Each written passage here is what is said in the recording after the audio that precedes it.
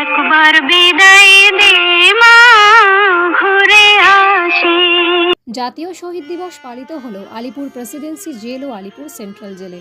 আজকের অনুষ্ঠানটি সূচনা করেন পশ্চিমবঙ্গ সরকারের মাননীয় মন্ত্রী ও কলকাতার মেয়র ফিরহাদ হাকিম। তিনি শহীদদের উদ্দেশ্যে স্মারক স্তম্ভে ও ফাঁসির বলির বেদিতে পুষ্পস্তবক ও মালা দিয়ে শ্রদ্ধা নিবেদন করেন। তাঁর সাথে ছিলেন বালেশ্বর আত্মোৎসর্গ স্মারক সমিতির সভাপতি প্রবাল মুখার্জি, মৃণাল সমাদ্দার, চট্টগ্রাম পরিষদের সাংস্কৃতিক সম্পাদক প্রদীপ কুমার সেন, চট্টগ্রাম পরিষদের সদস্য সাংবাদিক তরুণ বিশ্বাস প্রমুখ। পশ্চিমবঙ্গ সরকারের তরফে ছিলেন তথ্য সংস্কৃতি দপ্তরের আধিকারিক জগদীশ চন্দ্র রায়।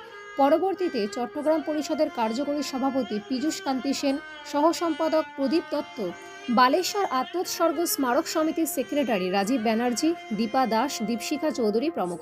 আজকের দিনে দর্শনার্থীদের ভিড় ছিল চোখে পড়ার মতো। এসেছিলেন বালেশ্বর থেকে বালেশ্বর বাঘাযতীন উন্নয়ন কমিটির এক 18